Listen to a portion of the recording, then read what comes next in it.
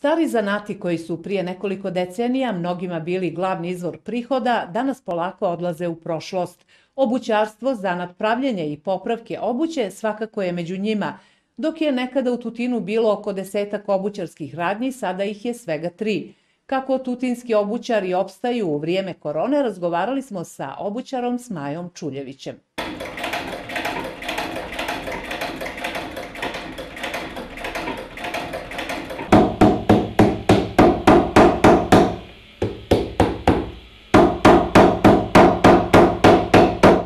Nekada se govorilo da dobar zanat zlata vrijedi. Potreba za uslugama zanatlija nije prestala ni danas, ali je sve teže doći do pravog majstora. Kako danas opstaje obućarstvo kao stari zanat, koliko je epidemija korone uticala na poslovanje, neka su od pitanja na koje nam je odgovorio obućar Smajo Čuljević iz Tutina.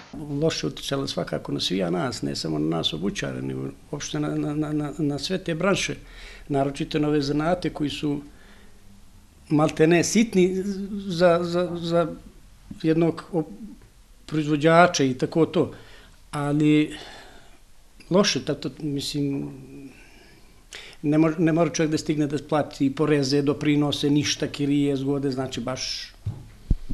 Da li su ljudi dolazili u ovo vrijeme pandemije? Pa sve manje je bilo, sve manje je bilo, ljudi se koliko toliko pridržavali ti obaveza, ni ja sam nisam smeo da radim baš, jer to su poslovi koji su baš vezani malo sa obućom, to je sve popravka i tako to. I vi ste zatvarali radnje? Apsolutno, baš nismo radili. Od kad se bavite ovim poslom, koliko godina? Pa ovim poslom se bavim preko 20 godina, radeći gore u fabrici obuće. Gore sam radio na održavanju mašina i tako to, ali sam gledao da proširim posao uvek, da vidim malo šire. Onda je sistem uradilo, kako su uradilo, fabrika se zatvorile, kako je to trebalo po njihovom da bude, nije to bilo tako potrebno.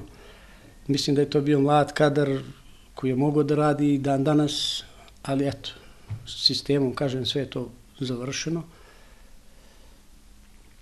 A eto, posao ko posao, onda sam počeo da se bavim, zatvorili sam tu fabriku, privatnim poslom, tako ajde da počnem nešto, da čovjek prehrani jednostavno familiju, da sve to radi, onda nešto najsličnije u toj branši, šta sam našao je baš to obućarstvo. Može da se radi, nije to loš posao i sve to znaš, ali... Može li da se živi od ovog posla? Može da se živi, normalno. Ja sam od ovog posla školovao decu, hranio, što reknemo mi i tako to, mislim da je to, može da se živi, ali nego je stvar što ovaj posao izumire ovde, možda ja u mojoj generaciji, ne znam sin da li će me naslediti, ali više niko. Ne samo kod mene, ne radi se o meni, nego uopšte nema tu čarši kod da za meni više. Jer mene zadnjih 10 godina nikad niko nije pitao da dijete naučim zanatu. Ja bi rado nekog naučio, ali verujte, nije to više valjda, ne znam. Kada uporedimo neko vrijeme prije eto tih 20 godina i sad, koja je razlika kada je ovaj zanat u pitanju? Drastična razlika. Jer samim tim što su Kinezi došli na našem tržište, mi smo izgubili i kvalitet i kvantitet i sve smo izgubili.